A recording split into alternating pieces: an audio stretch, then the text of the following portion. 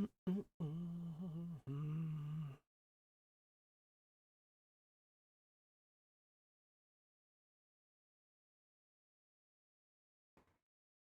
right.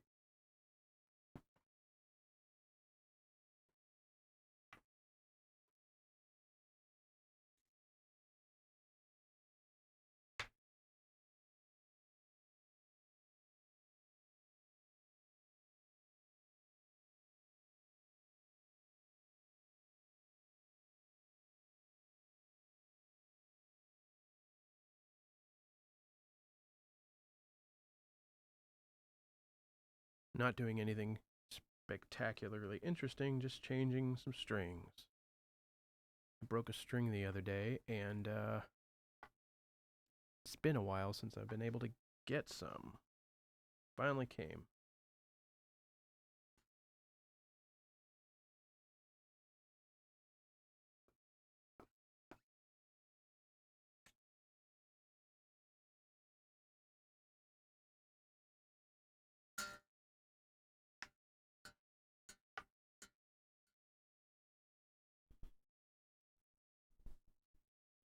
Yeah, Cole. Thanks, man. I wrote a track.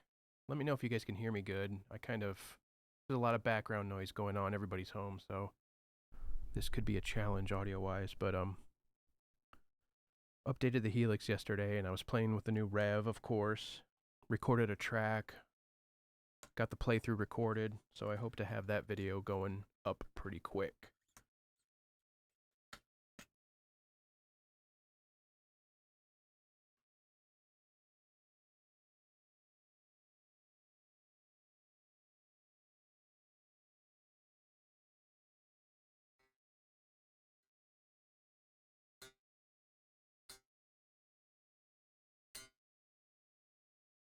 Cool.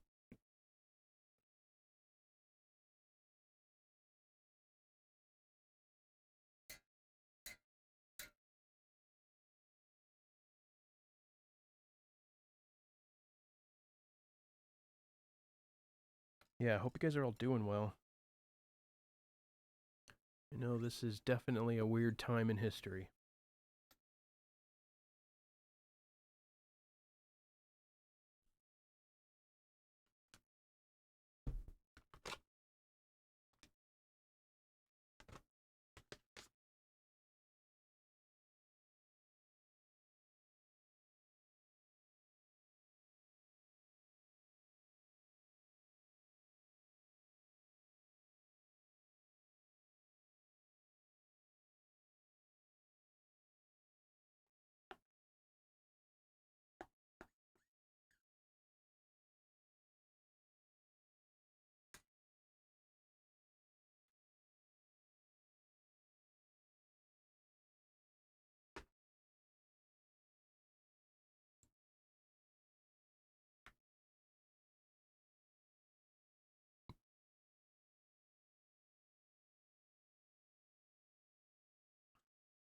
What's everyone up to?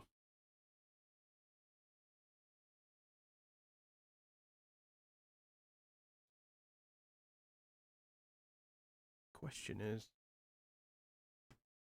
Oh.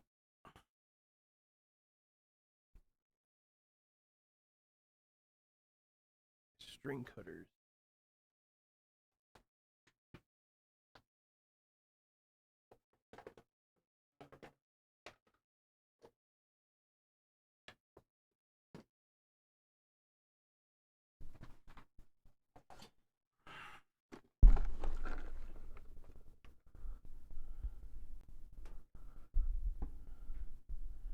Um, so the track I wrote with the purple so far is like a hardcore track. Um, I like how it sounds. I still, of course, like the badunk, but um, I was able to get something I liked a little bit quicker, but that in no way means that it's like any worse or any better. It's a good tone. It's good. They did a good job with it.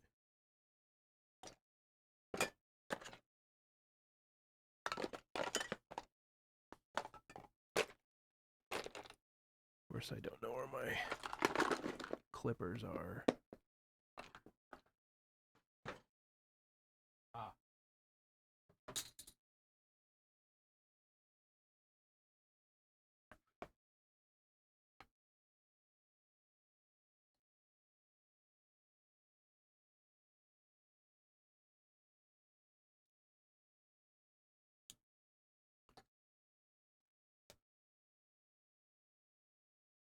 It's a good amp. I haven't played with the new effects and the new cabs yet. I mean, as you guys, most of you guys know, I use external IRs pretty much exclusively. But I'll check those out at some point.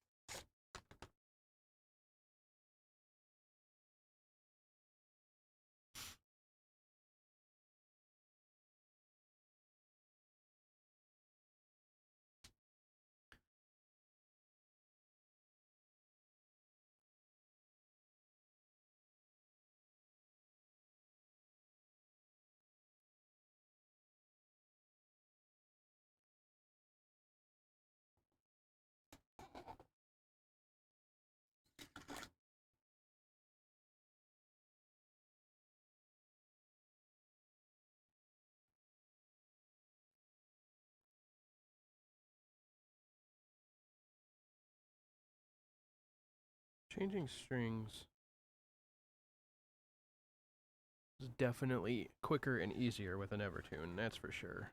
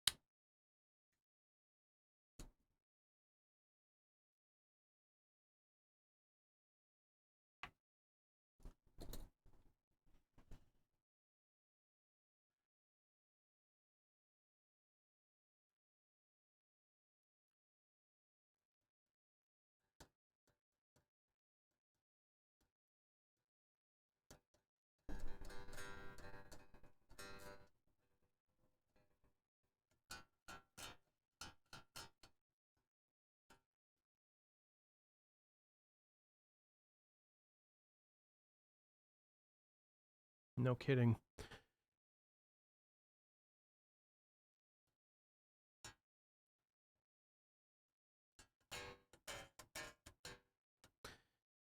Um, Simon, yeah. As soon as I got this thing, I was instantly like blown away by how it works. It's pretty amazing.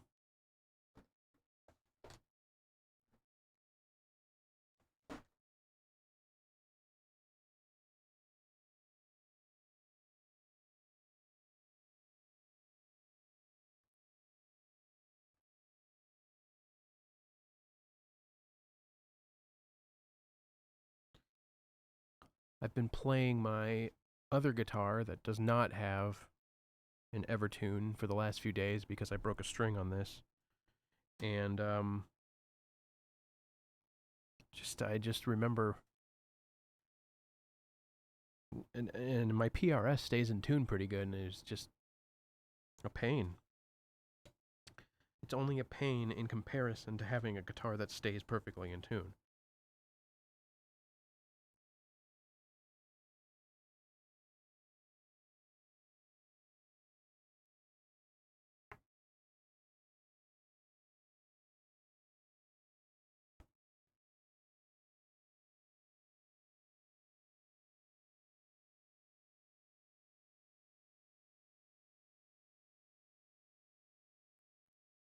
Two whole people in here. What? People don't want to watch me change strings?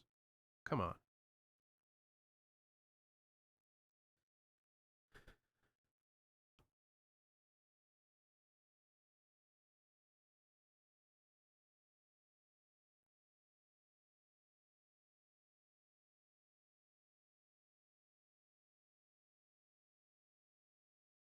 Yeah, I know there were a lot of purists at the beginning who were like, oh, I don't want to take a chunk of wood out of my guitar, and it's going to F with the tone, and I don't know, man.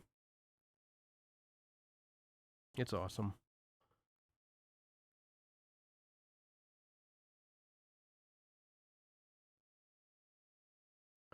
Oh, you put an Evertune in your Mashak?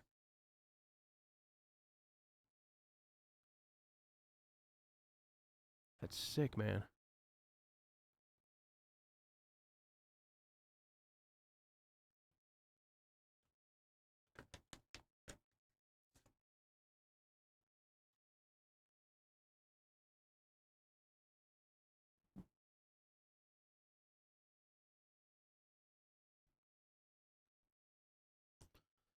Man, I had that Silverburst Mashak, and some shit was going on, and I had to sell it, and I hate it. I wish I had it back.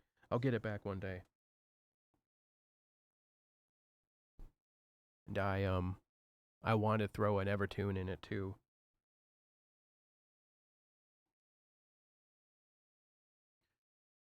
Nice, man. Did you do that yourself, or did you have somebody do it? Did you send it into Evertune? I know you can send your guitar in, and they charge a certain amount.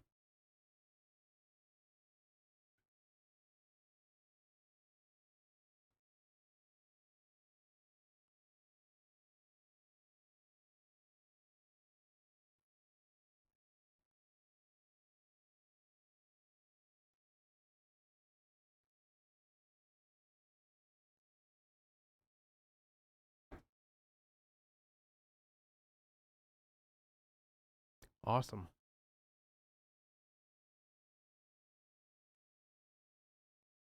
It's good to know it's possible.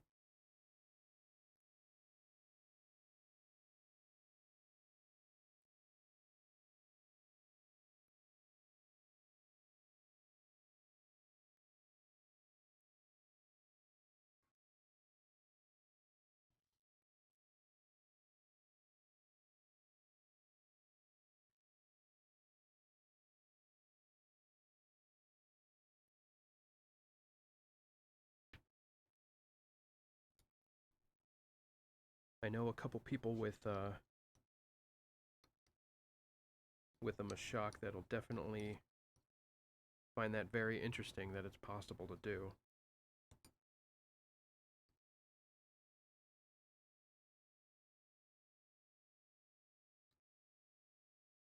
Oh, idiot. What an idiot, dude.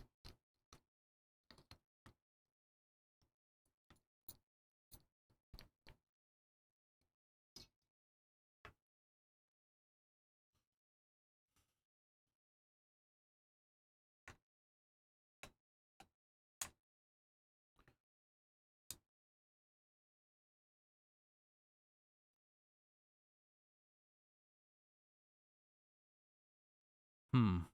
It's an interesting question, Luis. I don't know that it would be possible. It basically would just be a Floyd Rose.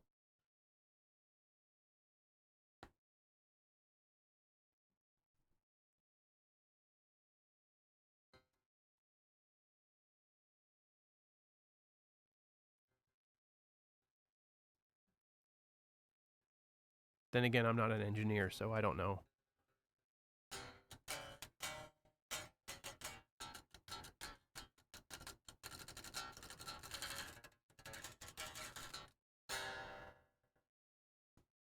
Oh, I've missed it. I've missed it.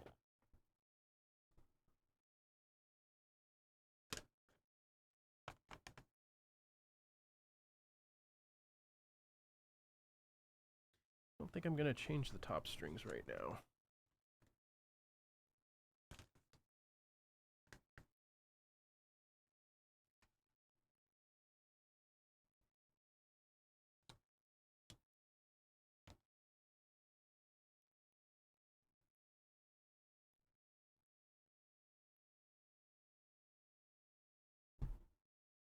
How's everybody doing?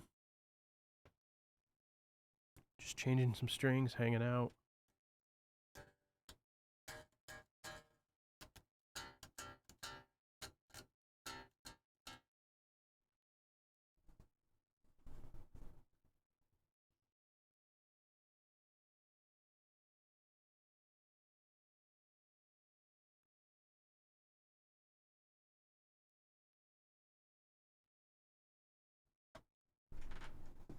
I'm gonna see if we can't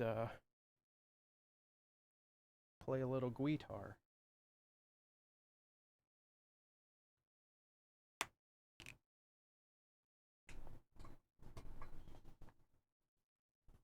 Professional streamer. Oh.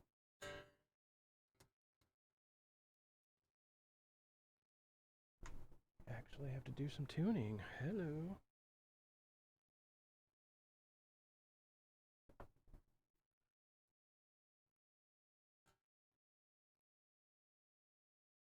Oh. Plug it in. What's up?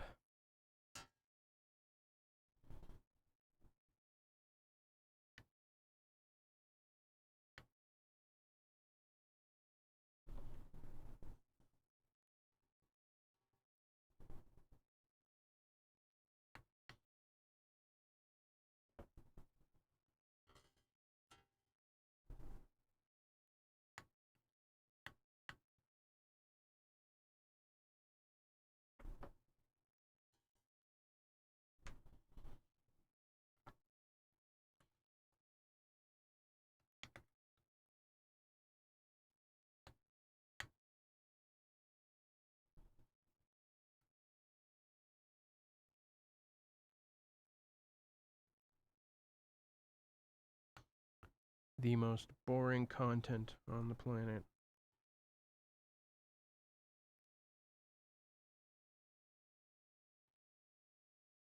But I figured I'd jump on and hang out. I've been slacking on the live streaming, so sorry about that, guys. Things have definitely been a little weird over the last few weeks. But no excuse.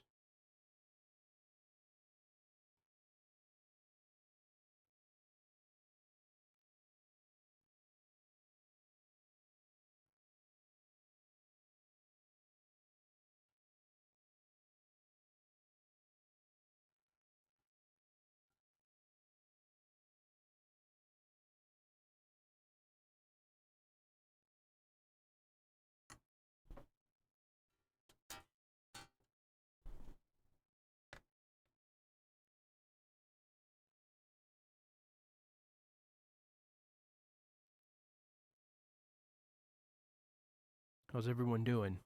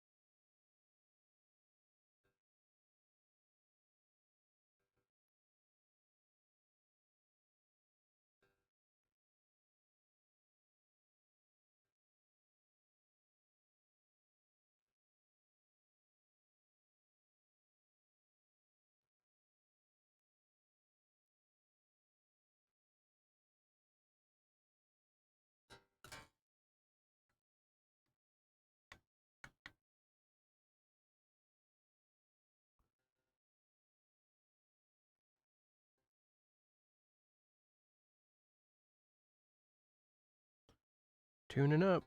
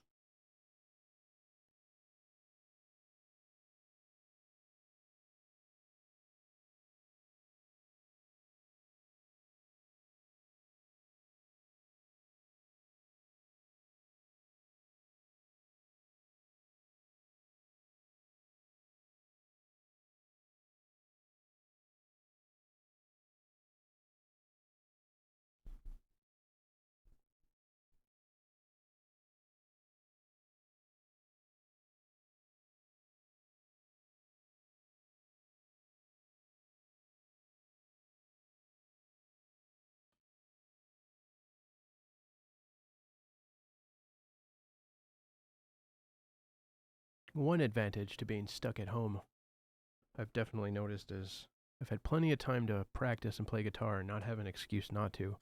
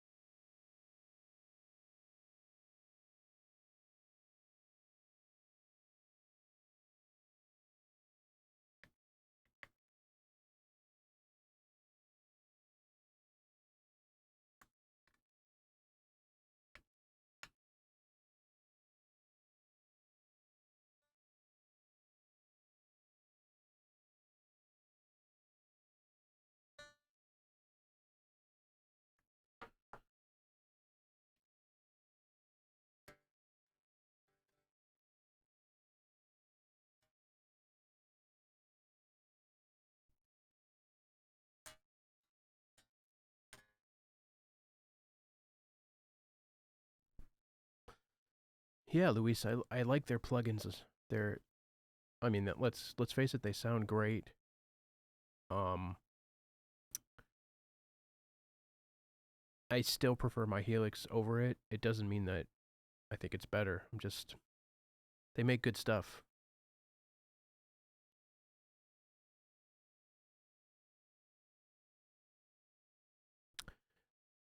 Hey man, that's the only downside of YouTube is I can see usernames and not real people names. So anyhow, Walmsley51. To answer your question, I believe I went up a string gauge with my guitar, and I didn't have any issues. I just had to. You have to do some adjusting. So if you're changing the string gauge, Walmsley is your real name, Paul Powell.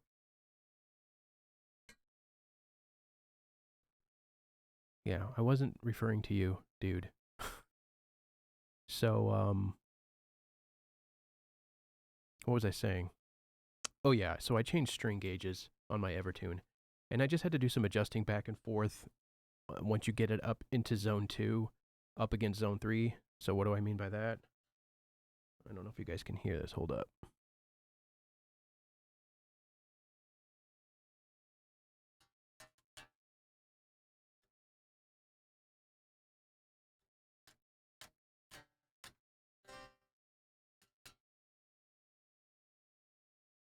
Hey, can you guys hear that, by the way?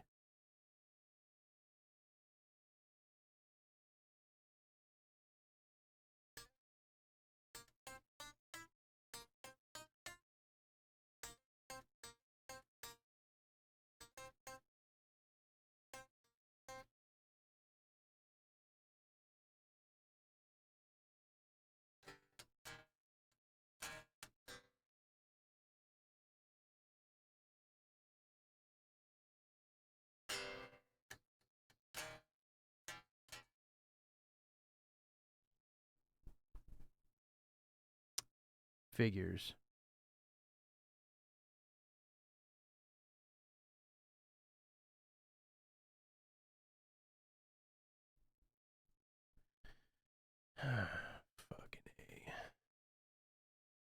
Yeah, I don't have it set up right now to listen to the Helix, but anyway, that's pointless.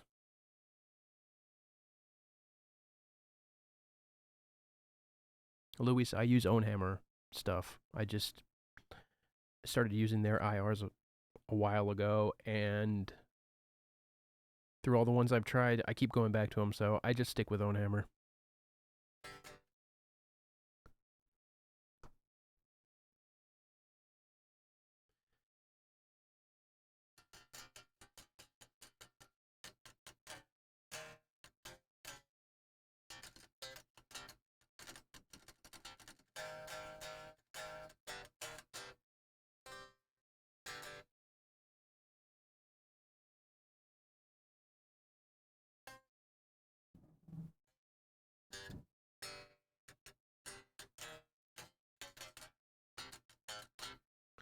Ooh, man. This rev sounds good on the Solar. Yeah, you're like I said, you're only going to hear the dry guitar. I don't have this set up right now to. I'd have to stop streaming and then restart it. I don't have it set up for you guys to hear the Helix. I've been messing around in OBS for different live streaming scenarios and apparently changed something.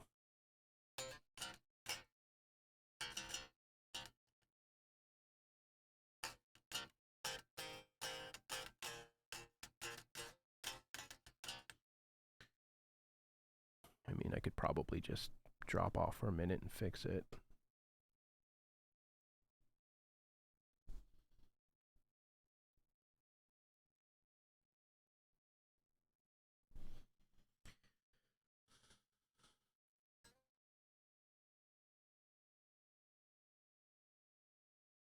I do. Shit, I'm sorry.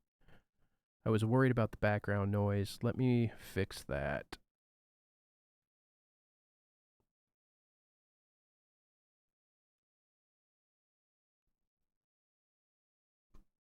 Just get rid of it.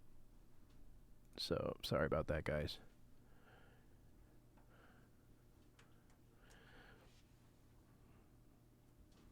Yes, I've tried the Rev Purple. I have it in a patch right now. I recorded a track with it. Let's see. Jordy, welcome, man.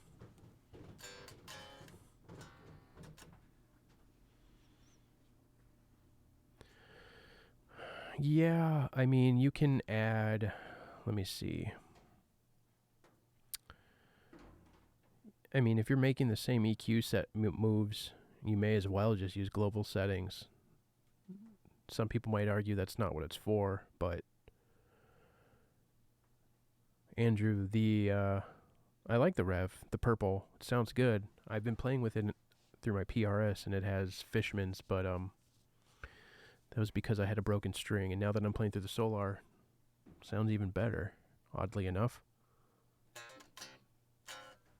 course, you guys can't hear that.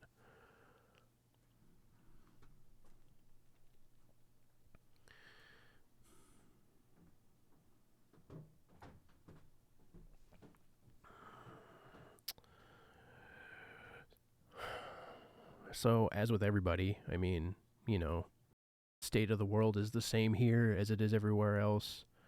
I live in the state of Wisconsin, in the States, and, you know, we're all practicing the social distancing things. There are segments of people that are getting pissed off about being quarantined. I get it. You know, people can't work. It means you can't earn money.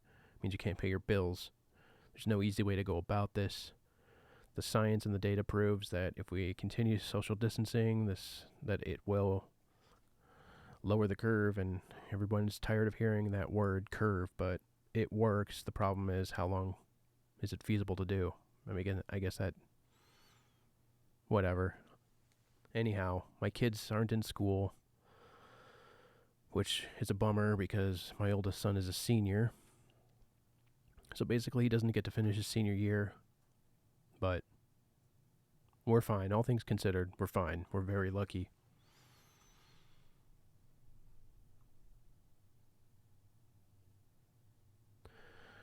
So, The signal routing. I haven't played with it.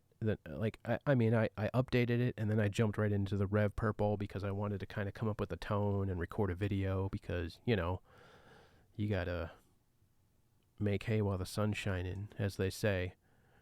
So I haven't played with any of the other features. I do like that when you have a compressor. I have a compressor on the Rev tone. And you can see, you know, there's levels now. You can see what it's compressing. So that's cool.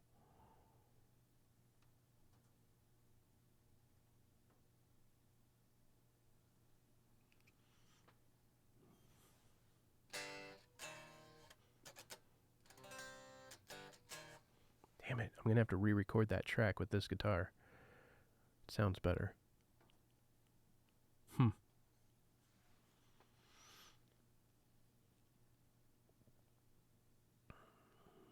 Yeah, thanks, guys. We're good here. We're good here. Like, I'm lucky. I work from home to begin with, so it was not an adjustment for me. My family, on the other hand, is going insane.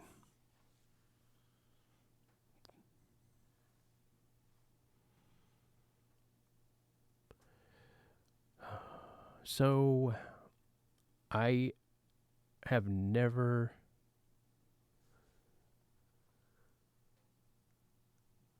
Ben, nice, dude.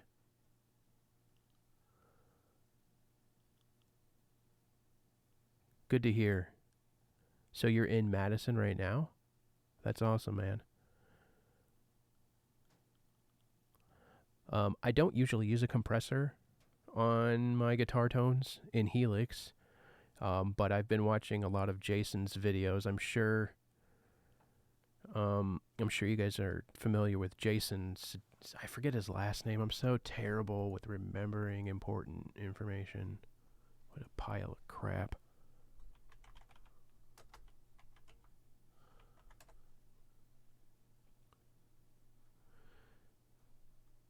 Anyway, Jason Sudeikis. He puts compressors on his guitar tones in Helix, so I was playing around with it, and it yielded some pretty good results, at least with my other guitar while I was playing through this Rev Purple, so I have one on now. Compression-wise, for my guitars and my DAW, I don't compress my guitars. I will throw like a leveler on there, the Waves L1, and just have it barely touch, barely doing anything. Basically when I'm palm muting is when it kicks in, and I'm talking maybe a dB. I do have compression on my master bus, but that's compressing everything. And most often than not, it's not doing a ton of compression to the instruments other than the drums. So it's just kind of leveling off the drums to bring, you know, I have a video on my top-down mixing that I basically just learned from Nolly from his master classes and use those and tweak those to make it work for me. In May you'll be here. Cool, man.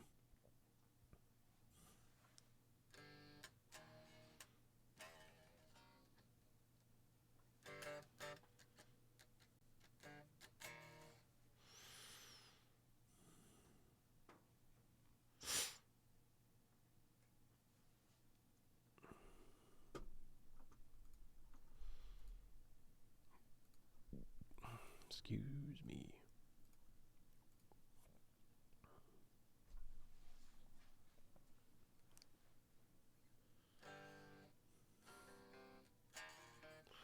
David, I have not tried a Kemper.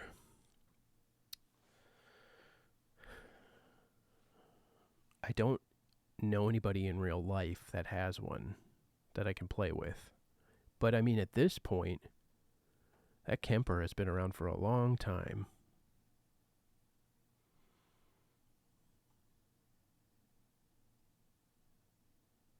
Right.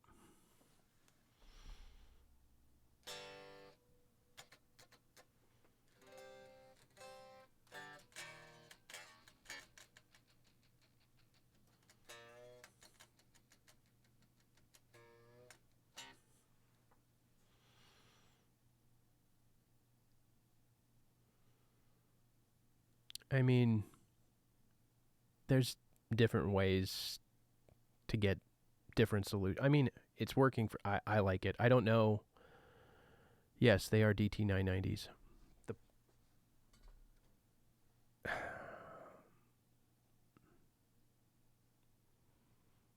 I mean, I know what you're saying, dude, but there's clearly engineers that get good results with it. So who's to say what way is right and what way isn't?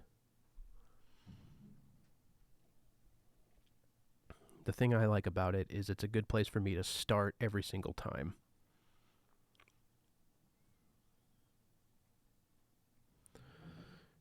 I mean, there are things that I've recorded back in the day when I didn't know anything about shit. And I'm like, oh, that bass tone sounds good, or that mix sounds pretty good. But I didn't know what I was doing, and now there are things. So like I was just stumbling upon it, and I wasn't doing the same way I'm doing now. So I'm definitely not one of these people that says like there's a right way and there's a wrong way. David, yes, I'm playing with it. I have a video ready to go almost. I have to do the talking voiceover part, going over the tone. I recorded a track yesterday. It's just like a hardcore track. It's simple. Not my best work, but what are you gonna do? I think these are the 250 ohm ones as well.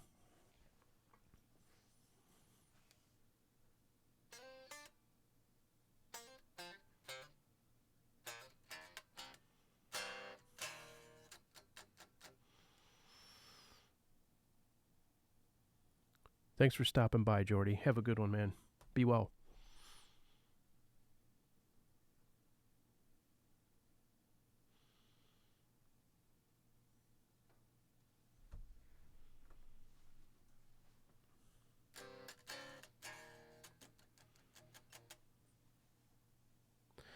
I do have the slate, and I've actually been going back and forth on that. So I use a lot of the slate stuff on my master bus, and I use the virtual mix rack. But I use FabFilter stuff a lot too. And I was kind of kicking around the idea, given the circumstances of the day, like, do I want to be paying for that month to month right now?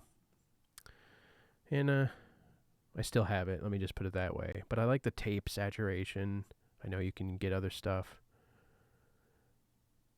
No, I haven't entered any mix contests. I always think I'm going to, but I never do. Between work, the work I'm doing, my job, the fam, and doing this YouTube thing does suck up a lot of time. And first and foremost, I like writing music and creating music, so I do have time issues. So I usually just skip over mix contests. I don't know if I'm good mixing my stuff, and that can be argued, to the end of the day. I don't know. Like, to me, my mixes sound good. Some of them sound better than others, but I don't know if I'm that great at mixing other stuff. I've mixed some other people's stuff before. I've mixed hip hop before. I like doing that. I'm a producer also, so I still have doubts on my own capabilities. Humanity's Last Breath, I don't know that I've ever listened to them.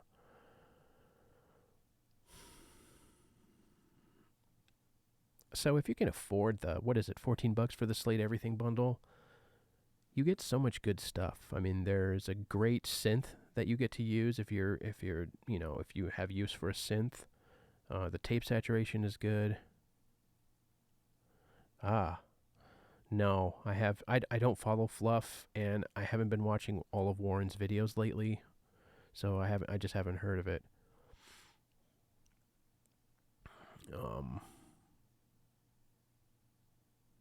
Maybe I'll check it out. What the hell, Thanks, David. Appreciate it.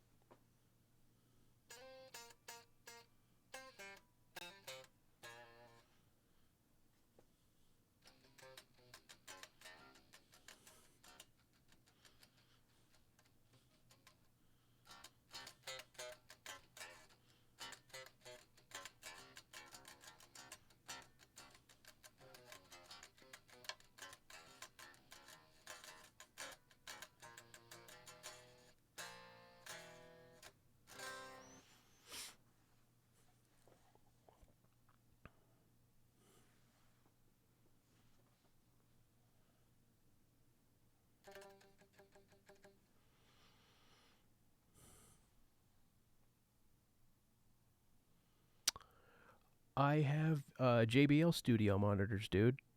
No worries. You know, every question's been asked 1,000 times. Hold on. Let me see. Let me get the. I always forget the actual model number. Hold on a second.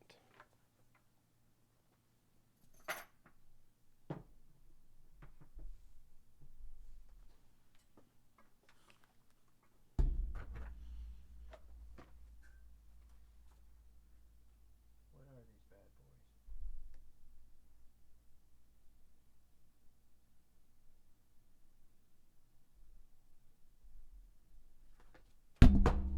Fucking A.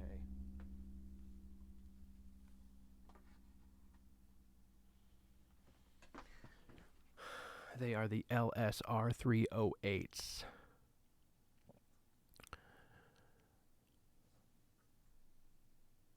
Humanity's Last Breath. I'll check them out. What do they? Who do they sound like? What do they sound like?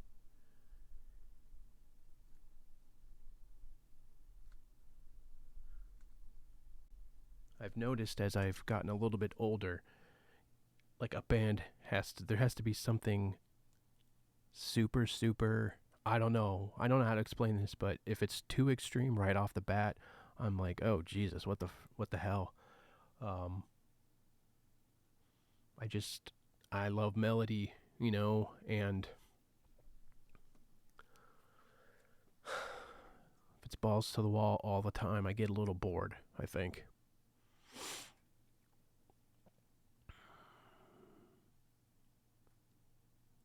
David, thank you.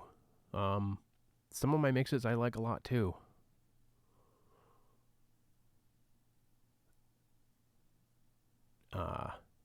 And some of them I'm like, should have probably fixed that. But it's, you know, you're constantly kind of learning. You have to adjust and be open to making changes. And I don't know. I'm always trying to learn. That's for sure.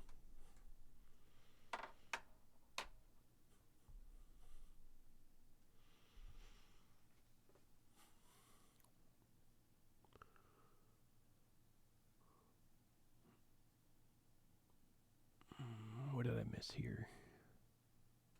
Anything dethroned the PV Panama yet? David, if you're referring to the Helix, I use the badunk in just about everything. Unless it's a specific tone I'm looking for. For my stuff, I keep going back to the badunk.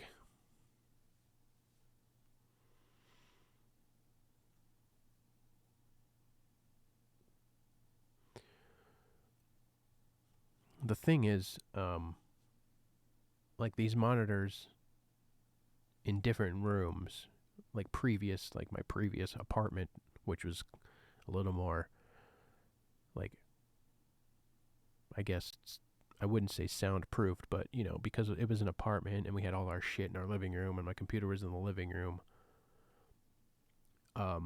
it sounded good in that room. In my basement, which is not treated very well at all, and I have like open ceilings where you can see the air vents. If I'm playing stuff too loud down here with my monitors, all I hear is the air vents. It's unfortunate, but so I mix a lot in my headphones, believe it or not. I reference the monitors, of course. I listen to them on other devices all the time, but I do mix a lot in my headphones. And I know that's a no-no too.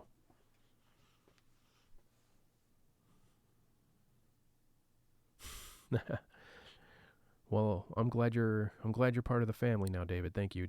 It means a lot. Like, and I mean I know when I was learning all of this, it was overwhelming, and I just know, like, when I stumbled upon a video or an explanation of how to do something I was looking for, it was like such a relief. So I just figured I'll share everything I can, you know.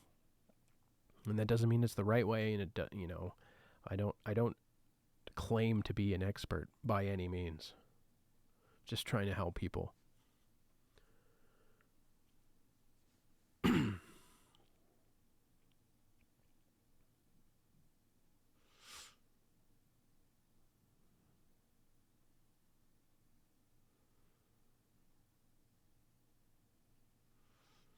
Oh,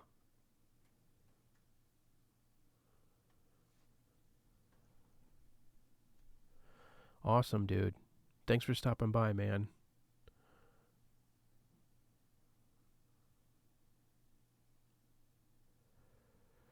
Uh, like I was just kind of talking about my basement, like it's not very conducive for a good, like, soundproof wise. I have every plan to build a proper room down here so that I can work on soundproofing, but just take that into consideration. You're going to get, depending on your ceilings, it's not a favorable room. So you just got to make the best with what you have. I was telling everybody I mix a lot of my headphones, but that means I also have to reference a lot more speakers like my car and different devices and speakers upstairs. And, I check it on stuff and it's not going to be perfect. I know you're not, everybody claims you're not supposed to mix in headphones, but I do primarily all my mixing in headphones. As long as you have a creative space, man. I mean, that's everything.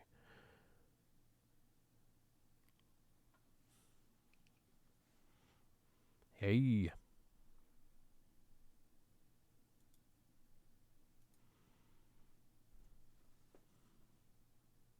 thanks for stopping by, David. Take it easy, man.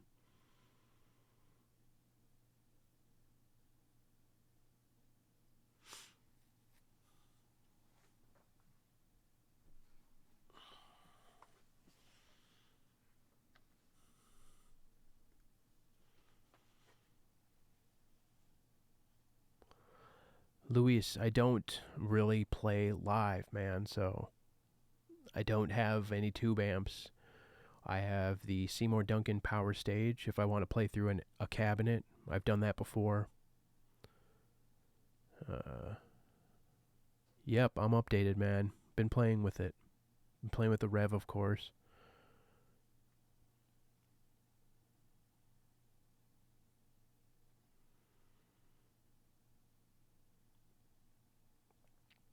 Cool, man. I'm glad I was been able to help. Like I said, I just like to try and share what I know and what I've learned and things that have helped me make my music. So that's what it's all about to me.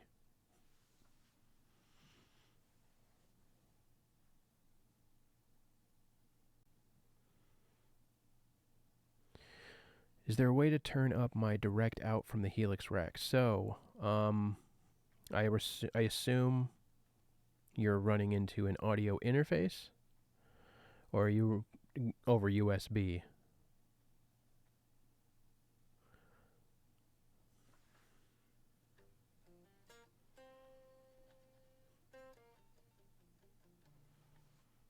Armin, how's it going, dude? We're good here. Everyone's good here.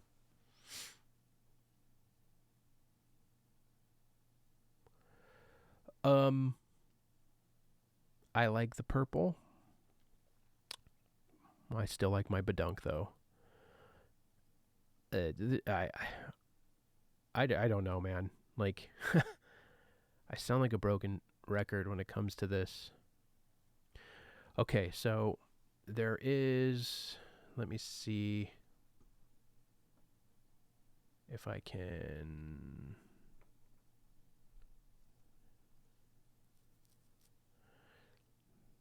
bring up this.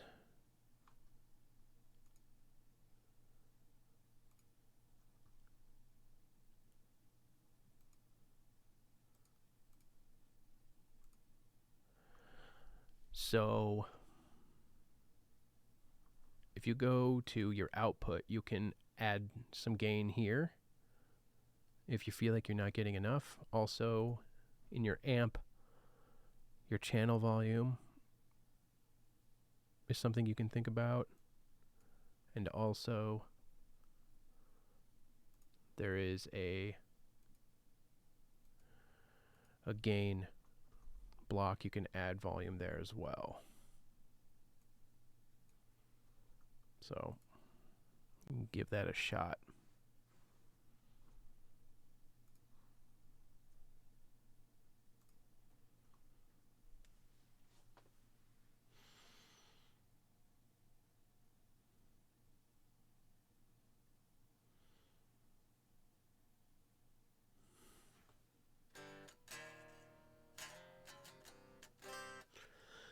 Yeah, I recorded a track with the Rev Purple last night. It's like a hardcore track, just try to write something to kind of show the tone I got, as I'm sure you guys know. And I've been playing. I played my PRS, my Tremonti that has Fishman's, and it sounded good. And then I had a broken string on my Solar, and I just got my strings today, changed the strings, and now I've been playing with it, and I think it sounds better with my Solar. So I might have to go back and record with the Solar.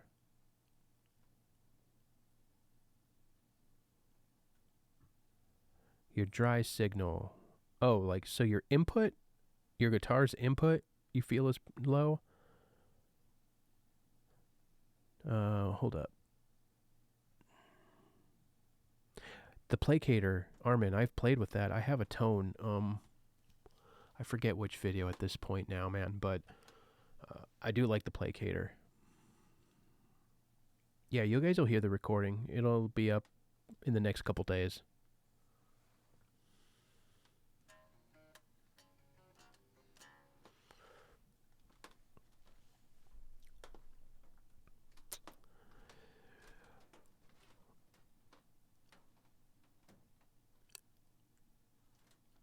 Okay, so you have it set up in your DAW to record the DI from Helix Rack. Am I understanding you correct?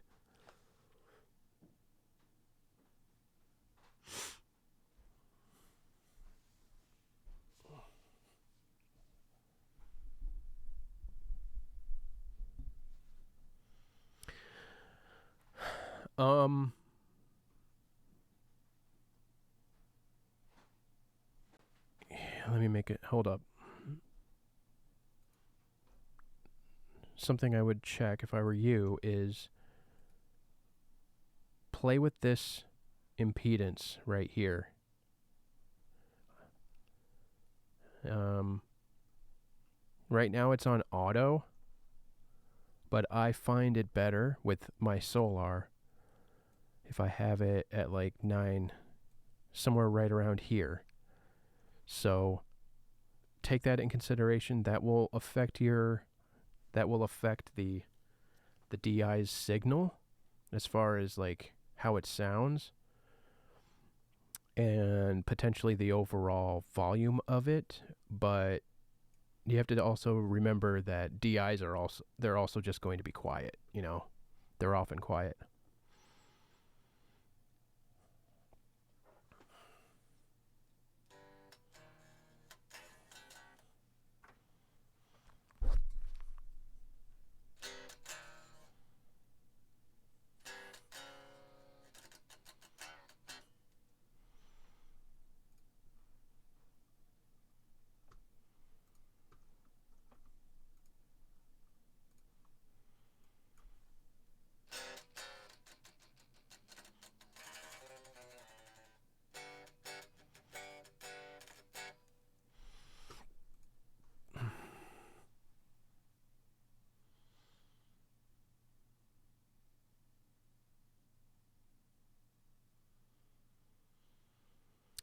So, Mr. Michael, welcome, first of all. Glad you're here. Thank you for watching my videos and my bass videos.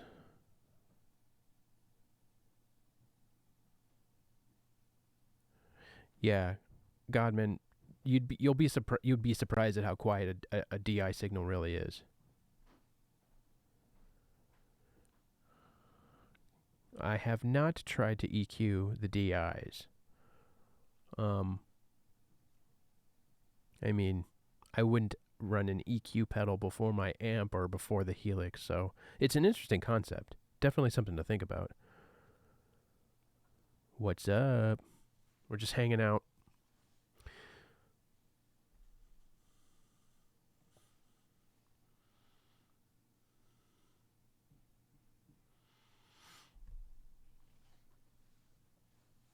Oh, for sure, dude.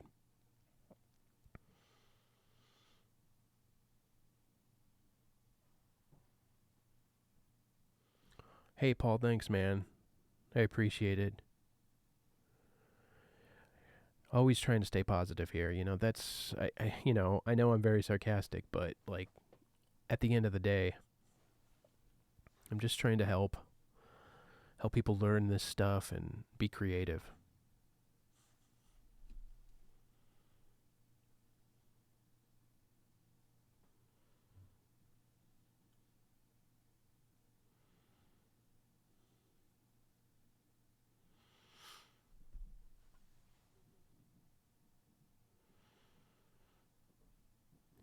The King of Tones. No, I have not. Was that a pedal in the Helix? Somebody asked about bass. Oh yeah, Mr. Michael, about the bass. Personally, when I was in a hardcore band back in the day, I recorded my DI through a Sans amp, and that sounded good. I've heard recordings where my buddies recorded a mic'd bass amp. That sounded good. I don't have a bass amp or a cab, so that's why I use my Helix, and I'm digging it.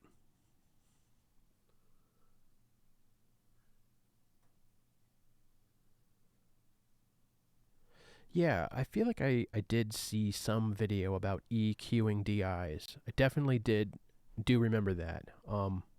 So it's an interesting concept. I've never done it myself.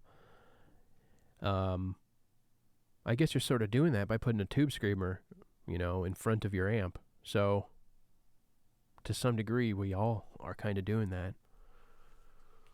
Unless you're the guy who got mad at me and left a comment about me putting the tube screamer before I even listened to the amp. Like, I know what I'm going to need, man. Chill.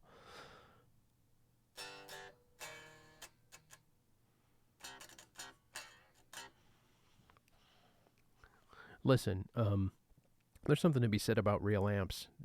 If you're in a room with a real amp and it's a good sounding amp and you've got that tone dialed in, it's sick. It's sick. It feels great. But this Helix sounds good too, and there's no denying that. And with IRs, it sounds better, in my opinion.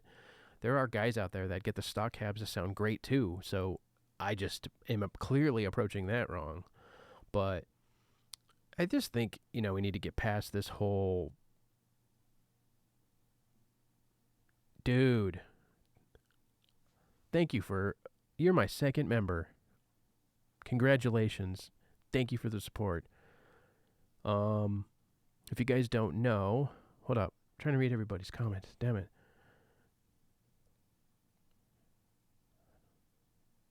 No, not you. I wasn't saying you, man. There was a comment at some point. Somebody said, I wasn't saying you said it. Somebody at some point in one of my videos made a comment about me, putting the tube screamer when I was building, I think it was my Tone from Scratch one with the Rev Red. I put the tube screamer on right away because I know I'm going to use it, and some guy was like getting pissed off or left a comment about it. Like, you didn't even try the amp before you put the tube screamer on. Like, okay, chill, first of all. Secondly, I know I'm going to want it. Too Bold. Am I thinking about your name too much? Is it Too Bold? I don't want to just mispronounce. If those are real people names, I'm sorry. I don't know if it's like something clever, like, my Xbox username. But I appreciate you and your support. I have a new single coming out. For those of you who don't know, I'm not trying to sell myself and be like Ola, although he's my idol. I have an autographed picture of him up there, so I'm not talking shit. I love Ola. Too Bold, not Too Bold. I'm gonna call you Too Bold then. Too Bold. How about that? Thank you. I'm gonna sell myself a little bit, guys. I have memberships live now. It's basically duplicating what's going on Patreon, so nothing new there. But like the I'm gonna what the hell am I even trying to say right now? Oh yeah, so every month, Toby, Toby, I like Toby. So every month, for the top tier members, I'm doing Helix tones. I still have to do this month's yet. I was taking a poll over on Patreon. I haven't checked it today, so I'm not sure if anybody responded. But I'm doing monthly Helix tones. And also, when I come out with a single, I'm going to basically give you guys like a producer pack. So I'm going to give you a digital download, and I'm going to give you the track stems so you can hear everything, like the guitars and the bass and the drums soloed out. And I know I'm a nerd, so I like that stuff. So I'm going to do that for my singles going forward. And if I feel like it's taken me a while to write a new song, I'll go back and do some of my older singles or songs for my EP. So, yeah, exactly, Armin. I was like, dude, like, I know I'm going to want my Tube Screamer, so I'm just putting it first. May as well just save myself some time. But, yeah. Oh, and along with the producer packs, if you guys are following along with me, if I'm making any sense, I'm also going to do a mix breakdown video of the track. So, kind of go overing how I mixed the track and kind of give you guys like a behind the scenes type of thing. So I'm going to try and do more behind the scenes stuff as well. Going to do member live streams. Probably will hold off on that until I get a few, so it's not just 3 of us. But, yeah.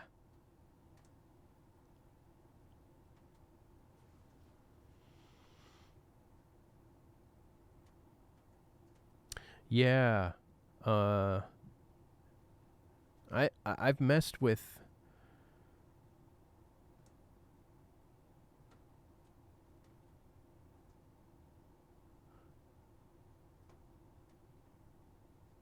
So listen, man, I love my Fishmans. Love them. I think I'm realizing that I need to build my tones differently for the guitars, which is fine. A 57 and a 66, are those active? I'm sorry, I don't know. Is there an efficient way to use the HX Stomp as an interface to use amp sims instead of a DAW?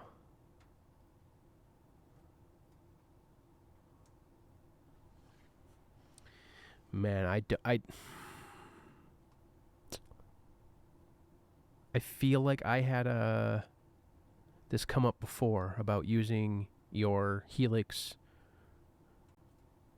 with the dry signal and putting something on it.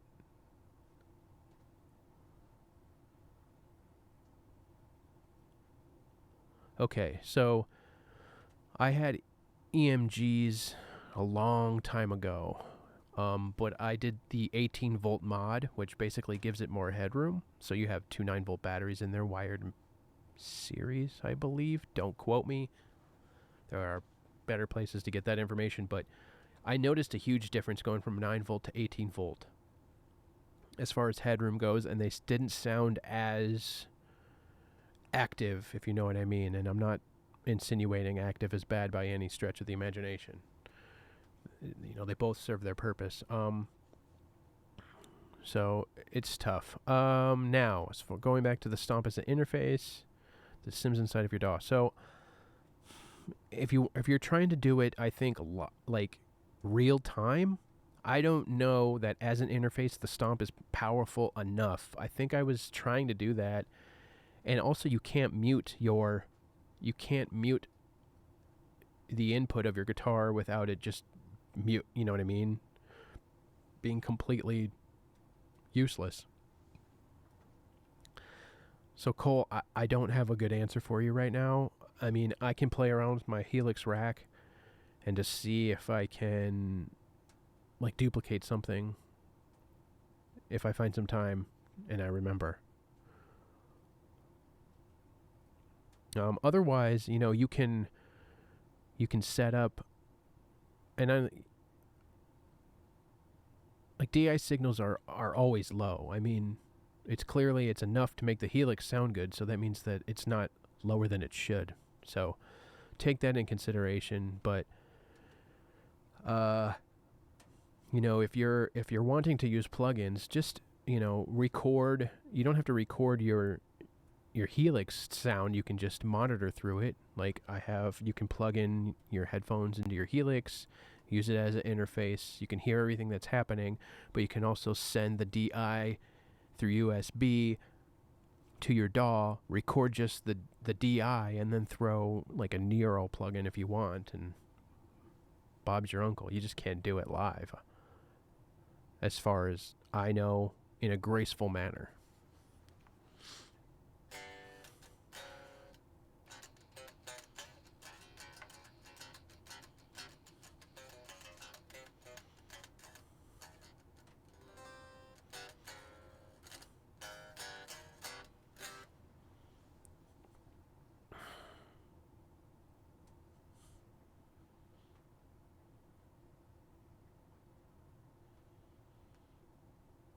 Yeah, Cole, it's got to be something simple, man.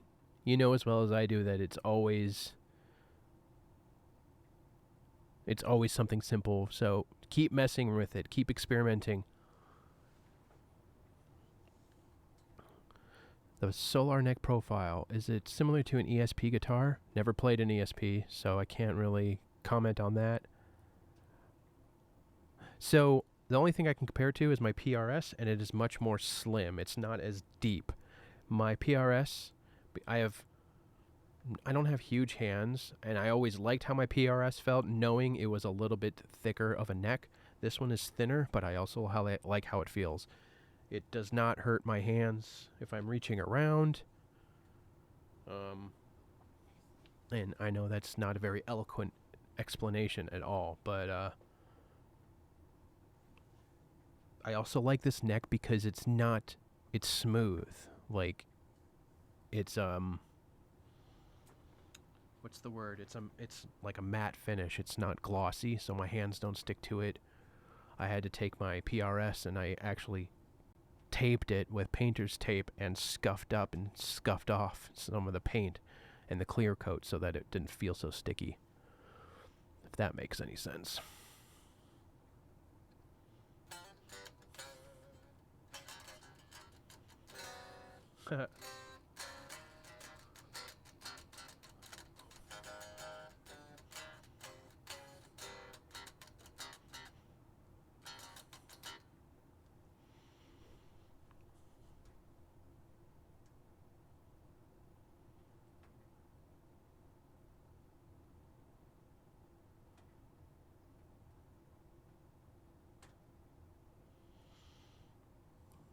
Thanks, Nick. Godman. So, listen, I have been giving away monthly Helix patches for my Patreon members and now my YouTube members for the $10 tier, and I know that's kind of controversial because there are guys that give it away, but that's also why I walk through them. Like, I walk through them for everybody so you guys can kind of learn what I'm doing and then tweak it as you're going along because you know you're set up better than me. I don't have them on the Line 6 storefront or anything like that. And, I mean, I went back and forth for like a year about whether or not I should sell them, whether I should give them away, and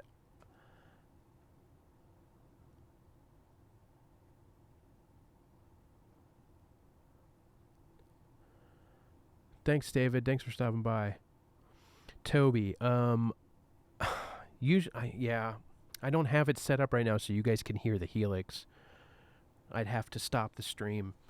But I do have a video that's coming out in the next day or two, so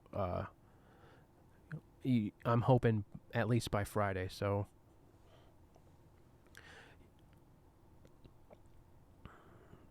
yeah, so like I said, every month I'm giving them away for my members. If you guys feel $10 a month is too much, I'm open to input.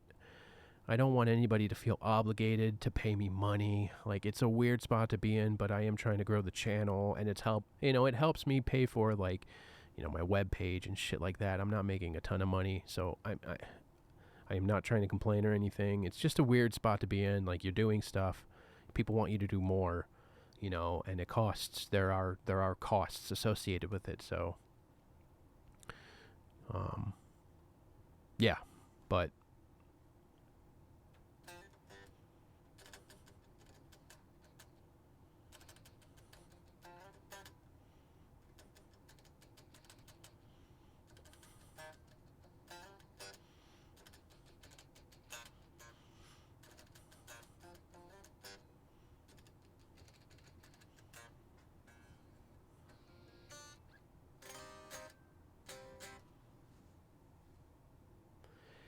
Nick, I know it's tough. Like I'm a videographer and a video editor, and I do music videos for bands in the Milwaukee area.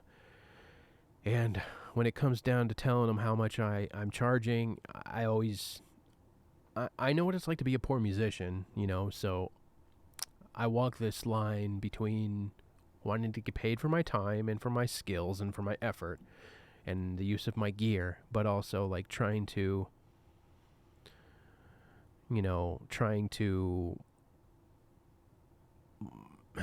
sell yourself. It's tough. It's tough. Like, I don't want anybody to be like, fuck you, dude.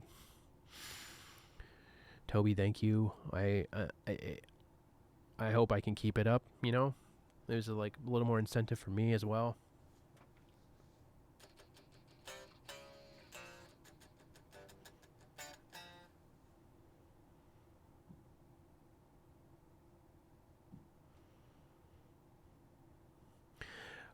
So I'm going to, since I now have 2 members, I am going to make on Patreon. I think I started in January, so I have a January, a February, a March, and what month is it now? April, January, April. April I haven't put out yet, so I think I have 3 or 4 on Patreon. I am going to make those available to my YouTube members at that tier. So, I mean, if you sign up, of course, for a month, you can take them all and then cancel it. So I haven't made them available yet, only because the YouTube membership thing just popped up and I just got it set up, and I still have to work on it, and I still want to make sure everybody's getting value for their $10 a month. So it's a process still. It's still a process.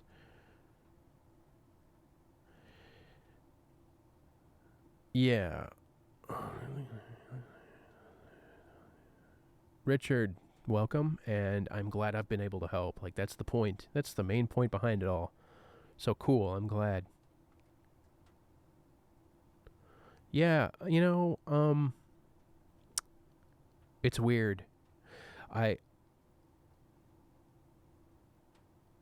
Godman, no worries, man. No worries at all. You can do either one. It's the same price and the same stuff. I made it available on YouTube as well because I figured it just might be easier for people. Some people don't want to go to Patreon and then have something set up there, where most people have a Google account already and they have their payment stuff and it just comes right out. It's so you can do whatever works best for you.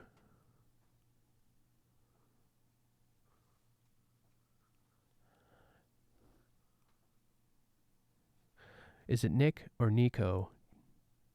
Dude, thank you guys. It means a lot that you guys are... I was wondering when I was going to have more than one member. I really, really appreciate you guys. Like I said, I haven't done April's Helix Tone yet. I took a poll over on Patreon. And I was thinking about this month being that bass tone I just put the video out for. I don't know if you guys heard it at all. Oh man, I like to think I have a decent, terrible, fake American French accent, but Nick, thank you. I appreciate it. And Nick Masters, how many Nicks? I think maybe the Nicks are attracted to another Nick, so by all means, thank you guys very, very much.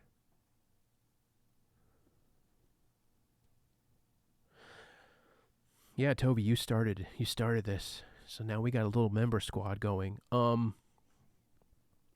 So new members, are you open to this month being a bass tone, or do you I mean, I guess we could make it this Rev Purple too, so some input is welcome.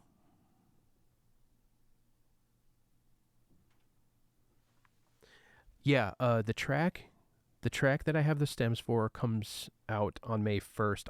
I'm gonna provide the link to the members ahead of time. So in the next few days, I'm gonna put that up on Patreon and on YouTube. So keep an eye out for that.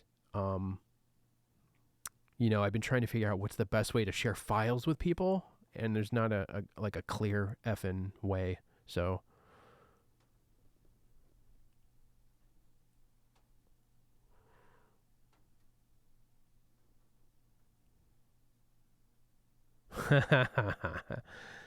fucking guitar players. All right.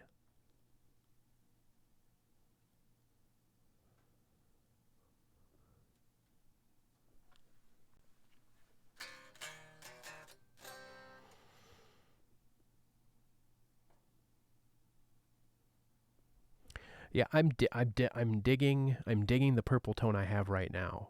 So,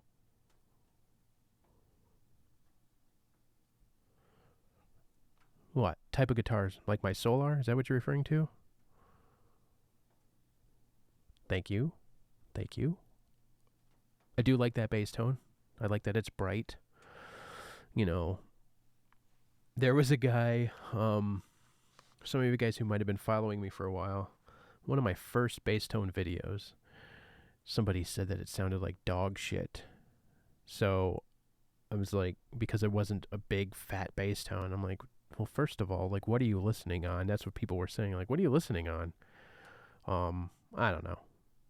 Obviously, the bass is for the low end, and I've done a few videos on how the bass is essential to a good guitar tone. If you've got to balance it all out and everything, but if you have too much low end, it just gets muddy, and that was my early mixing mistakes, was too much mud, because like every young guitar player, when I was learning back when I was 16, 17, I loved that super scooped Hetfield sound, you know what I mean?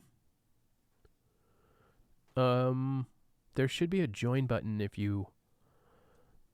I'm not trying to like push you guys to join, but like if you go to my YouTube page, like you can join. So you'll see a join button. You should. I mean, that's what I've been told. So, okay, why did I get a Solar? First off, I've been following Ola for what feels like a decade. I mean, I remember his videos where he didn't even talk. The video was not that great, and I've been following forever. And then when he announced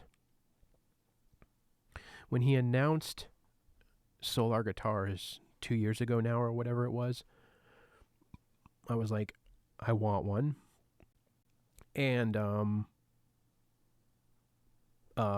my wife actually bought it for me. Like, I was working towards it and saving up here and there, and she surprised me a couple Christmases ago.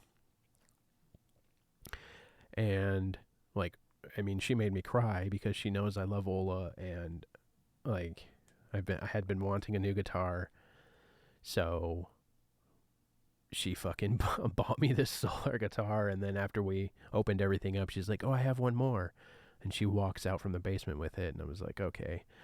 And then like I'd always had set a goal in my head. I'm very much one of those guys that's like, oh, I need to set goals. I want to accomplish things. So I set a goal. I want to be a Solar artist one day, and obviously I need a Solar guitar to at least sell myself or help sell the brand. So my wife had fixed that. So I just busted my ass and started putting out as much music as I could, making it sound good and at the highest quality that I could achieve. And I go to NAMM every year, and I had met Ola a few times, and I've been a member of his as long as he's had members, and on the Discord and everything, and got to know him. So like he is a guitar player that designed a guitar for a guitar player, and I just like the guitars. I like his personality. I like his sense of humor. So I wanted to support him. So I'm glad that I have one. I plan on buying another one. I want to get a baritone Solar. I want multiple Solars, but baby steps. So plus, I don't know if you guys know, but I am a Solar artist, so I have to rep Solar. I don't have to. They don't say that, but I feel obligated because I love them. Sorry, I just went on a gushy tirade.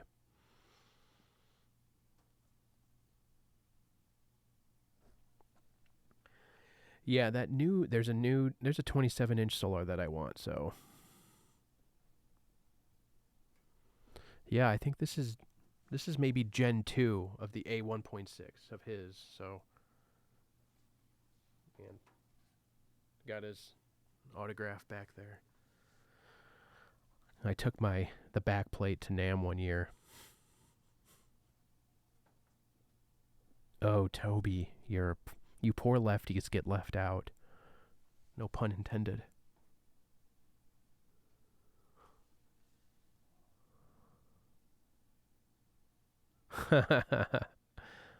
My wife has always been overwhelmingly supportive of my music and all my creative endeavors.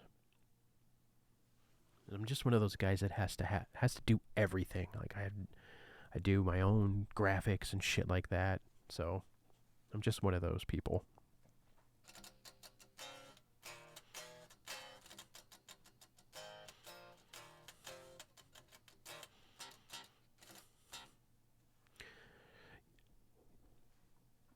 Yeah, Nick, I was looking at that one, and I think that's. Let me pull it up. Like, which one am I thinking? I definitely want that 27-inch baritone.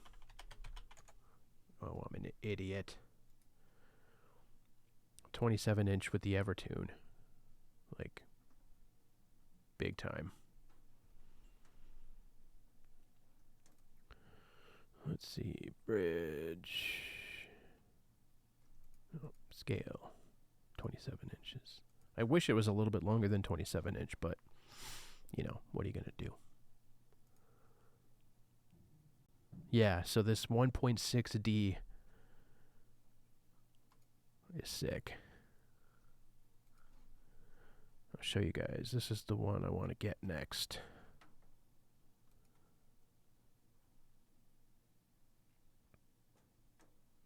I just like how it kind of has this aged, dirty, worn out fucking look to it, and the distressed. It's cool. So that's the next one I hope to get.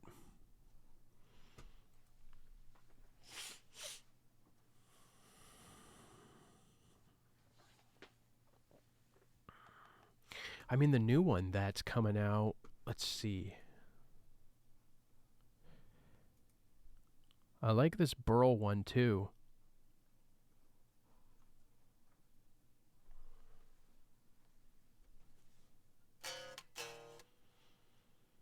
Poplar.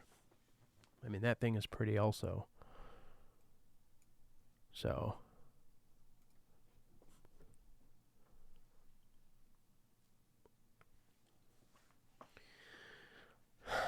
Yeah, Toby, unfortunately, the lefties have to wait a little bit longer. I'm sure you guys will get a baritone lefty at some point. I mean, I don't have any inside information or anything, but, old school like that. As long as they sell, the baritones sell, I'm sure he'll add a lefty option.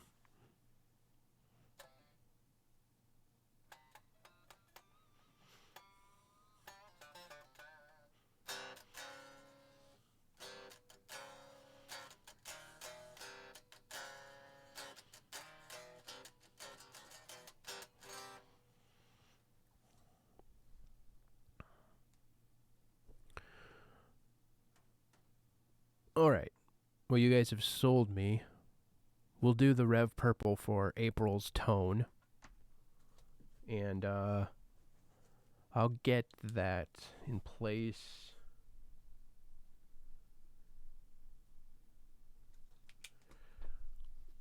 I'll tweak it, get it to the point where I want it, and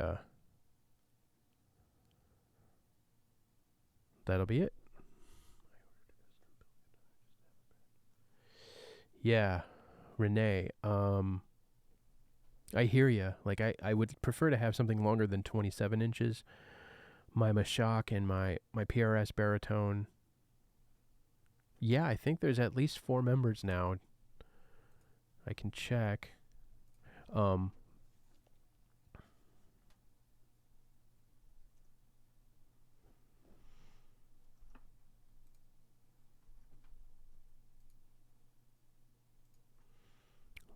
see here.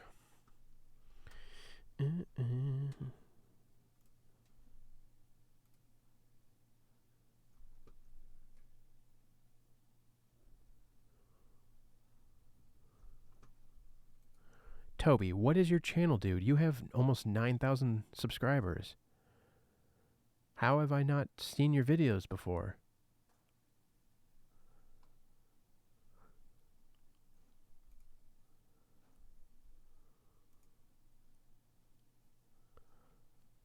Four members, guys. 4 members. Appreciate you guys very, very much. I will do my best to not let you down.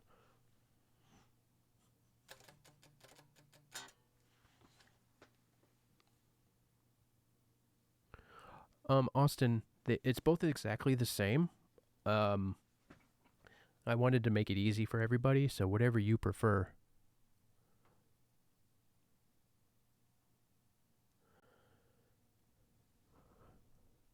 Well, Toby, I'll go check your stuff out after the live stream for sure. So, what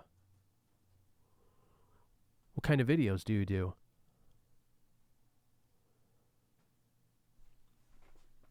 You're clearly doing it better than me.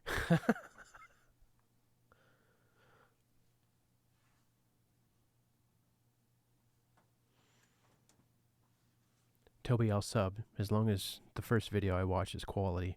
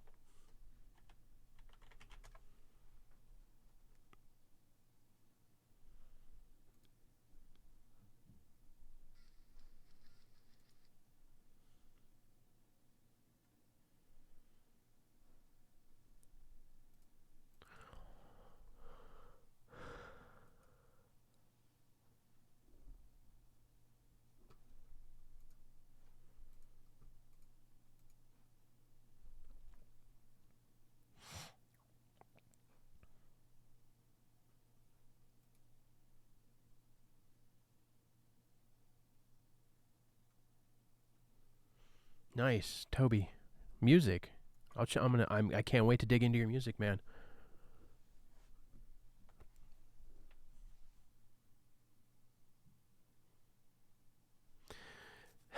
Yeah, it's funny. About those covers, man. I'm a little nervous that they're on my channel now. I don't know if you guys follow Jason. Or, I don't know how many of you guys are Helix users, but I'm part of the Helix group, and there's a guy named Jason. Sedates that does awesome Helix videos, like very, very good. They're not very like metal centric, but it's still I learn a lot from him. But he just got a copyright hit on a video that's like 3 or 4 years old for a Eagles solo, and like I'm always worried about those songs that I actually covered, and it someday becoming a Godman, thank you, bro, appreciate you.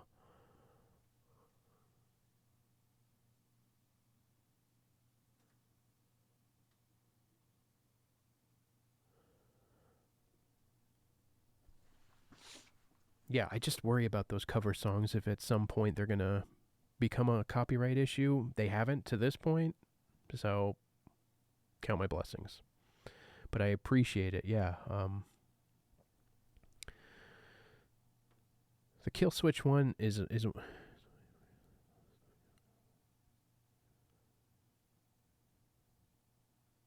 no, man. Here, you're out there, you're making music and you're putting it out there, and I think that's cool, you know. Music is subjective. There's a lot of you guys that like my music, and it means a lot to me. But there's just as many who hear it and they're like, oh, cool, great.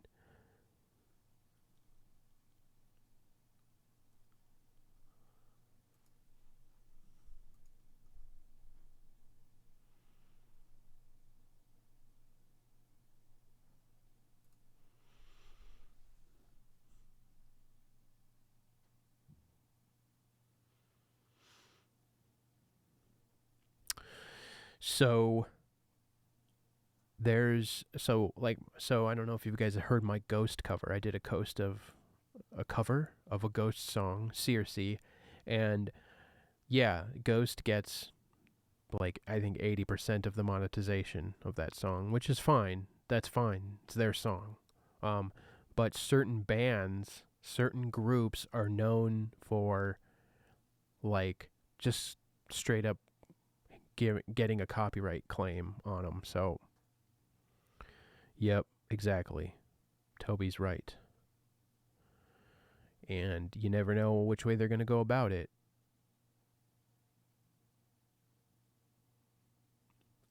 I think I'm okay right now.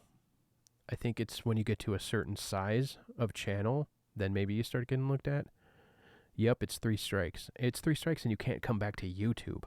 So when you get one, like I can imagine he had to go through his entire channel and basically get rid of any other person's songs. And it's why I use my own stuff. Like it takes me a little bit longer to put out tone videos because I'm writing something new, you know? It is almost always the record label or the owner of the music. I think in the case of the Eagles, whoever the powers that be they're just dicks. I don't know.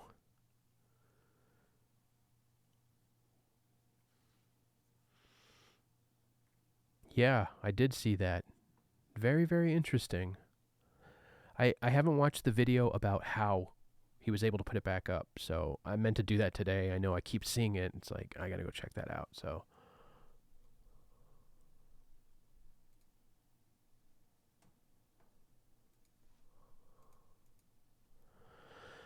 I mean, that's worst case scenario, of course. You know, I haven't had any issues to date. The one that worries me, and I've always been a Metallica fan. I mean, I don't really listen to much anymore, but I definitely were an inspiration on me growing up and getting into guitar. But that Metallica video worries me a little bit. Someday I might have to take it down, and I guess if that's the case, then so be it.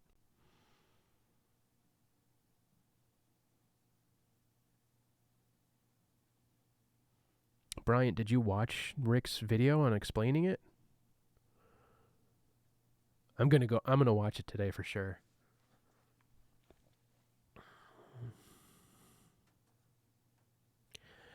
And like somebody might have mentioned before, and I was in Jason's live stream where he was kind of explaining that he had to kind of go through and scrub his channel. Like, it's not so much the bands, it's the people who own the rights to the song. And I'm sure nowadays things are changing where bands like Periphery, they own all their own music.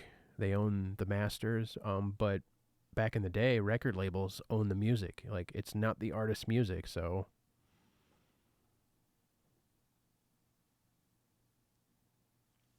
yeah, I'm a fan of Rick Beato for sure. It's just good music stuff, you know?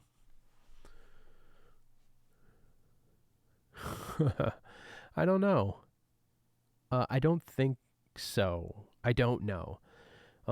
Maybe the automatic stuff it'll trick if you're tuned differently, but the thing is, like, they have people at record labels, the ones that are still around and left, they have people going through YouTube and listening and trying to find covers.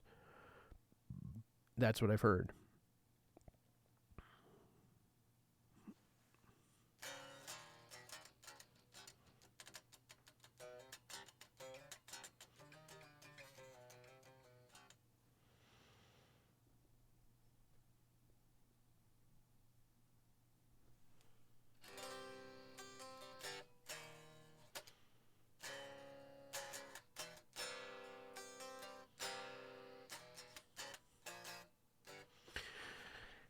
And I mean, the reason why I write my own stuff is because, or for my videos, it forces me to write, you know.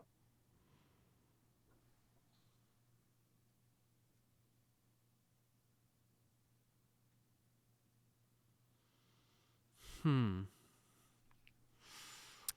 Um. That's a good question, Brian.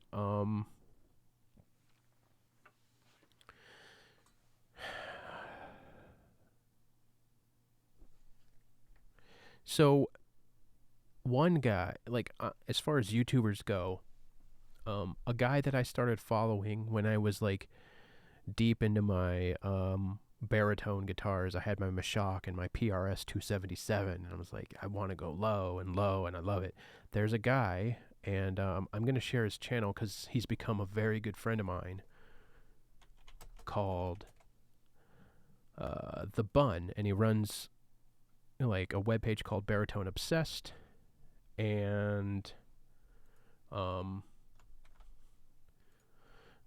and he's such a sweet dude. He's from Canada, but his channel is all having to do with 6-string baritone guitars. So yes, of course you know The Bun. The Bun is everything. If you guys don't know who The Bun is, here's his channel. I would please go check out The Bun's channel. He has become one of my dear friends. He does a lot of the artwork for my. As a matter of fact, he's done all the artwork for every one of my singles, except for Narcissism. I did that one, but The Bun is amazing. His videos are cinematic. They're I mean, he sets the bar. They're always informative. It's always positive. He's got good vibes. And he writes really interesting, cool riffs. So go check out The Bun, please. Scott's a good dude. Let him know I sent you. Yeah. Yeah, those Kaliums, yep. He's a smart man, like a genuinely smart dude. We're working on some cool things together, so I'm excited to talk about that more when I have more info. So definitely go check out his channel. I promise you it's worth it.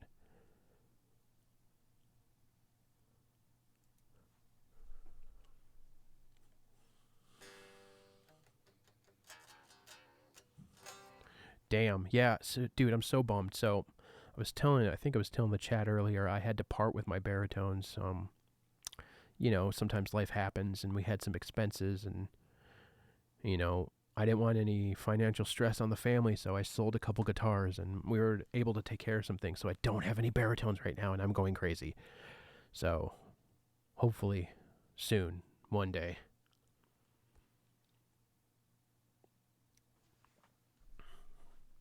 I can also play in drop F. For now, drop C will have to do.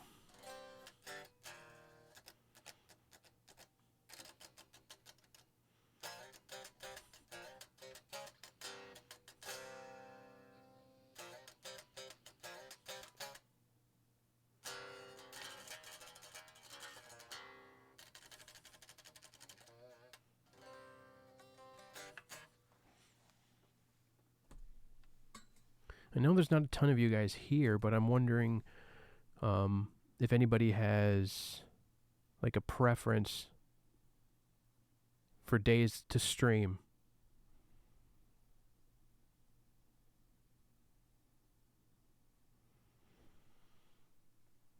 All right, Toby, cool, man.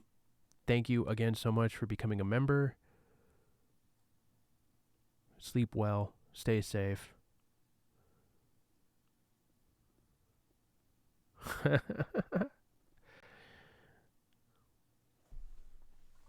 really glad you guys are all here.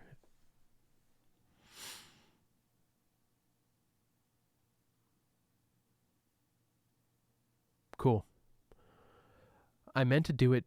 I want to try and pick a day so you guys all know when I'm going to do it. I was thinking Tuesday, and then just because of the way things are and everybody's home and schedules are crazy, I completely missed Tuesday.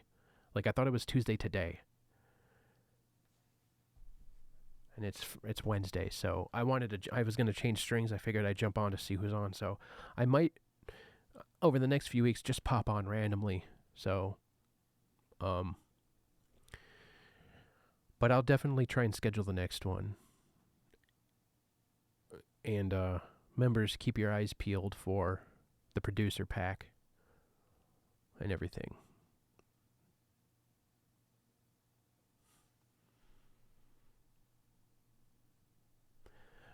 My string gauge is, you guys see this? 10 to 52s.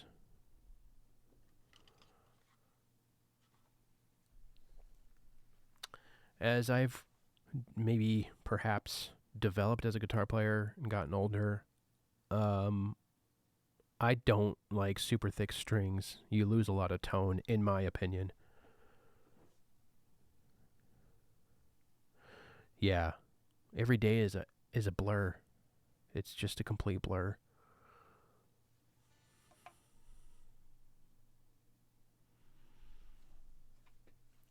Um, Man, an hour. Wow, an hour and 43 minutes. Time flies when you're having fun. When you get to nerd out about music stuff.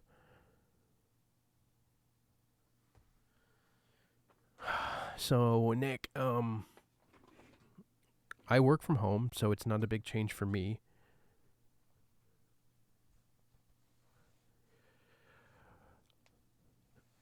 So, other Nick, if you switch to a lower gauge, it will force you to become a cleaner player. It did with me, for sure, because I thought the same thing. I thought, I can't play fast without the tension, blah, blah, blah. It's in your head. You gotta, really kind of practice with a lighter gauge. But it sounds better, in my opinion. And I'm sure you've seen Rick Beato's video on it. Yeah, with everything going on, I work from home. I'm a video editor and a videographer. I live in Milwaukee. I work for a company in Chicago, so it's like an hour away.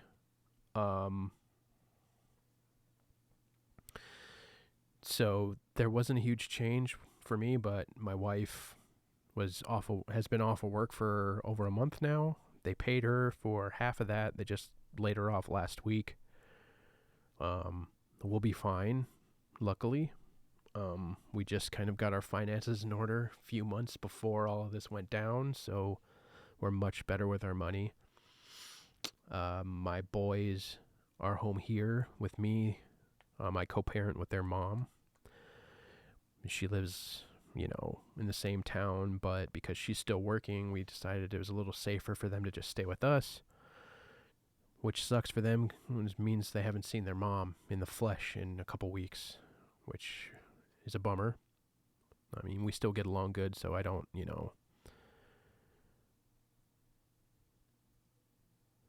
Bryant, if you go to my webpage, some of the videos I've done, the music videos I've done, I do a lot of, for work, I do, a lot of workplace videos. So we tell people's stories.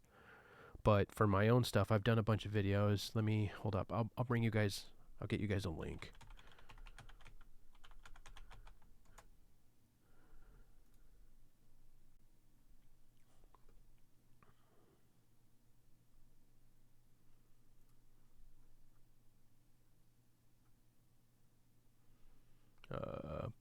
One second.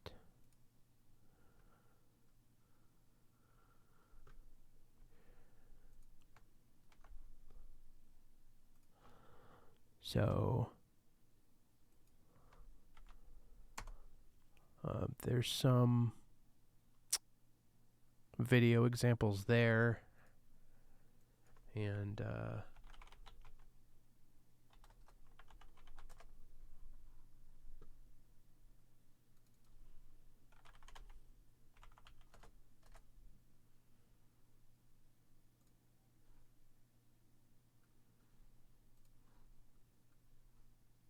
sorry.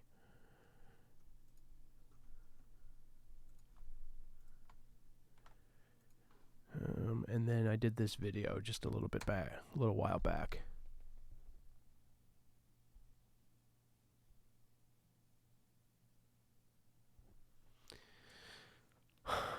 Yeah,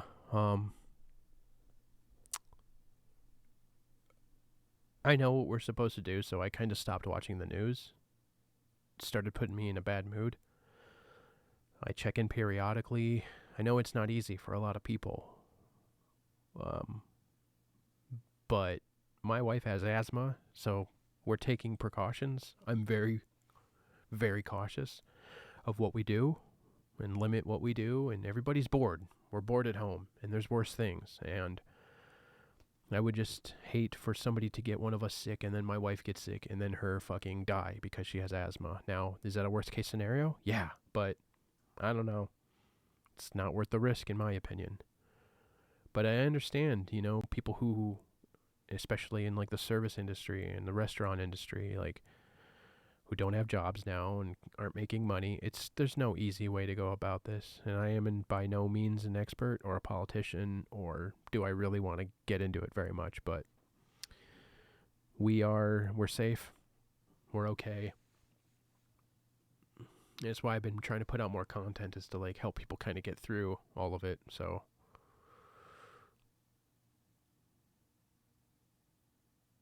yeah, I mean, dude, having to reschedule a wedding is rough, so my heart goes out to that. Yeah, dude. Well, kudos to your wife.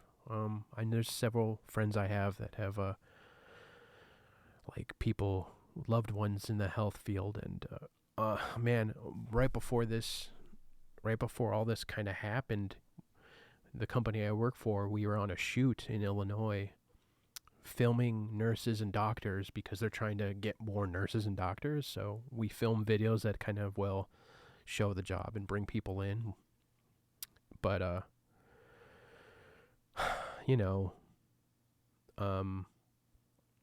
getting to know a lot of people in the health field and hearing the sacrifices that they do on a regular basis, not to mention what's going on now, you feel for people. Yeah. Yeah, I know my family is going crazy, stuck in the house, and it's tough not being able to hug like my wife's dad came by the other day to drop something off, and, they can't hug, and they had to stay away, and it's weird. It's very weird. We're going to all remember this. We'll be okay. I'm an optimistic guy, but it's not easy. This is an interesting time in history, and I'm hoping some good will come of it all.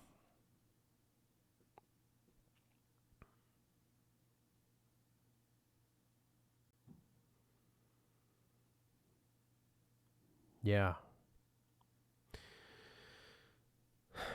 It's crazy, but I'm glad, we can kind of distract ourselves with music and nerdy stuff like this, and, I try to keep things positive. I know, I'm sure you guys have seen me go at people who have negative comments on my videos, and it's not because they have a difference of opinion.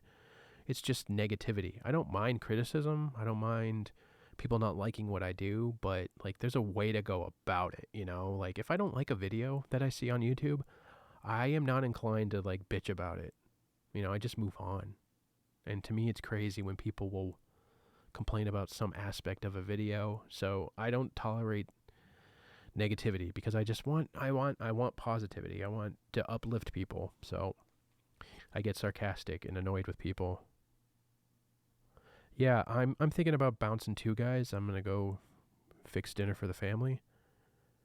My hockey team. I was born in California, and since 1993 I have been a Ducks fan. Diehard Ducks fan. We're terrible right now. Obviously we're not playing, but definitely in the rebuilding stage, but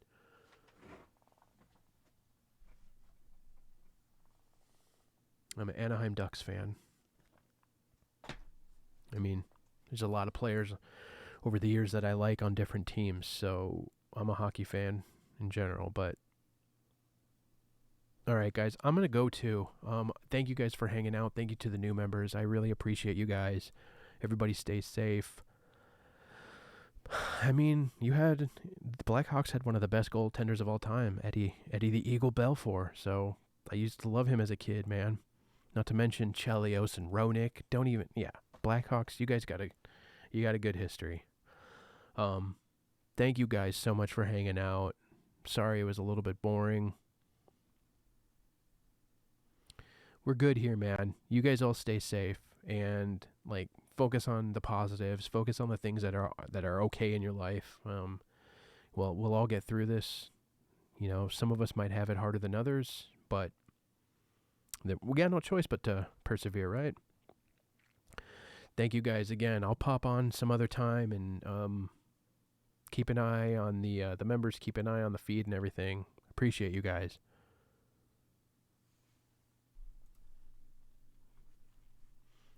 Take it easy, everybody.